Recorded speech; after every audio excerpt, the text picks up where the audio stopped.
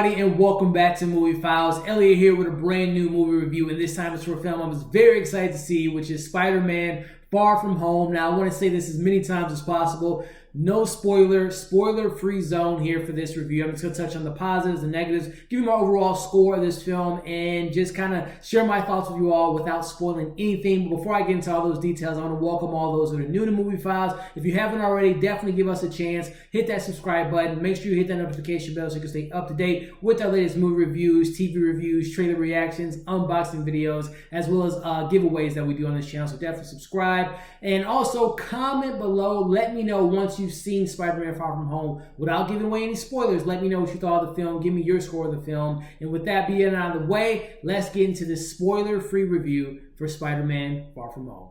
Alrighty, so again, I'm going to say it as many times as possible. This is a spoiler-free review here. I'm just going to share my thoughts, and I want to start off with the positives.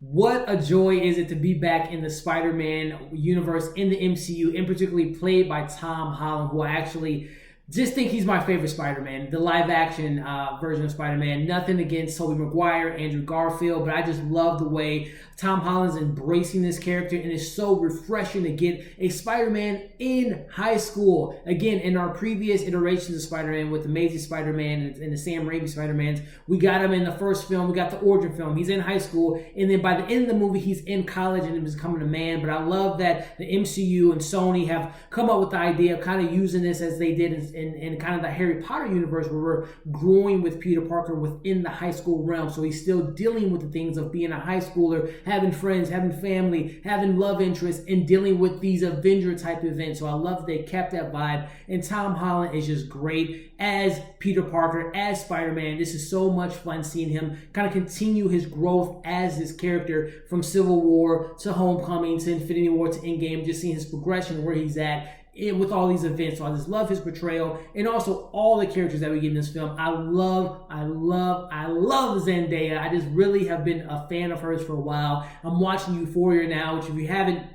been watching that, do yourself a favor. It's not for everyone. It's very, very extreme, but I love her portrayal as Rue in this show and Euphoria, and I love her as MJ in this universe, and particularly in this film, she gets more to do. She has a wonderful chemistry with Tom Holland, with MJ and Peter Parker, and her chemistry with everyone on the crew and her classmates, which is great. And I love her portrayal. She gets a lot more in this film. I'm just going to kind of leave it at that. But I love their chemistry. And then you get Ned, and we get some other the other students and the teachers, and Mysterio. Jake Gyllenhaal is my guy. It was so awesome seeing him portray Mysterio, and I'm a fan of Spider-Man, so not only have I watched the animated series and seen every Spider-Man film, but I also read some comics, so I was very familiar with Quentin Beck and kind of his background. I love his portrayal, Jake Gyllenhaal, in this version of the MCU of Mysterio. He's very layered, very complex character, and I thought he did a great job. Nick Fury, Maria Hill, everyone involved did a great job. Happy, Logan, Aunt May. Again, the whole cast was great. It was so much fun watching this movie and seeing these characters develop from Homecoming into this film. It was just such a great time. Jumping to some other positives, the action is top notch. We know that with Marvel, the action sequences were just really well done. It was energetic. It was fun. It was some really awesome, not just MCU action movies, but Spider-Man centric type of action scenes in this film that you would only get with a character like Peter Parker. And I thought they did a great job of upping the ante from Homecoming to Far From Home, and in particularly Jon Watts, who's back again. I would love to see him back, finish his trilogy, but he did a great job his sophomore time out doing this Far From Home. I thought, again, he did a great job with the characters. It was a very interesting script, a very, not complex script, but it was just very interesting, the amount of detail that they put in the script, and I thought that bodes well, again, to the director, but also the writers. But I thought Jon Watts really brought some more energy. Again, it is a coming-of-age story, but mixed in with its international flavor with them going overseas, and then, of course, bringing in some new characters, bringing in some new villains, some new complex things in the MCU. So I thought that Jon Watts handled all that well. I can go on and on about the positive. Again, I love the score, I love the soundtrack, I love the energy, I love the vibe, I love the action, I love the comedy in this film. But the film does have a couple flaws. Without getting too much into detail, I will say the first act definitely had a little bit slower pace to it compared to the second and third act. And one of the biggest things that I noticed, and I thought this film did a good job of doing this, but it was a little bit noticeable in this movie, and I think this is something with a repeat that we've seen in the MCU, which is their sequels really kind of really do their MCU thing, where the film kind of, it feels like they really want to implement and remind you that this is a greater universe type of movie, and this goes into the MCU, and sometimes that overshadows the overarching characters and the storyline within that movie, and they feel like they sometimes want to, hey, we're in the MCU, they'll drop this Easter egg, hey, we're in the MCU, we got this other characters that it may have been in other films. So I thought the film suffered from that at times, but more so that this film did a better job at some of the other films. I think of Iron Man 2,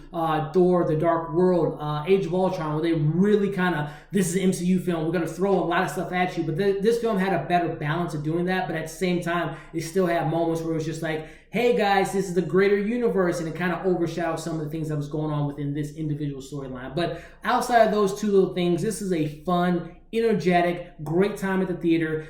This is one of the most rewatchable MCU films, definitely for me. I can't wait to see this film again. I can't finish this review without spoilers.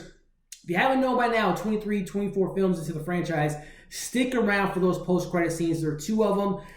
They're great. They're incredible. The first one is mind-blowing. The second one is a great post-credit scene as well. I'm just going to leave it at that. Again, I had a good time with this film. I'm going to give this film a 4.5 out of 5. It is not as good as Homecoming for me, but it's definitely still one of my favorite Spider-Man films. I had a great time with it. I'm going to probably do like a ranking here in the next week or so on our Instagram, which you can follow us on Instagram. That description is below. But I'm going to probably, right now, Spider-Verse is still my #1 Spider-Man film of all time, but Homecoming is definitely up there, and I think that Far From Home, after a couple more viewings, can definitely crack the top 3, top 4. But right now, I'll definitely say Spider-Verse is still #1, Homecoming, and then I'll put Spider-Man 2, and then this is kind of, the new one is kind of within that top 5 realm. But I really enjoyed it. Again, 4.5 out of 5. Check it out when you get the chance, and definitely do so before all the spoilers get out there for you all. And you really should go in this as cold as possible. There's a lot of twists, a lot of turns, but overall, it's a fun time in the theater, and one of my favorite MCU films. Definitely in my top 10 so far, but after repeat viewings, it could definitely move up from that top 10 spot. So there you have it. I enjoyed Far From Home. I recommend it. Let me know in the comments what you thought of the movie without giving any spoilers away. Again, I'm going to probably shoot a spoiler review here in the next couple days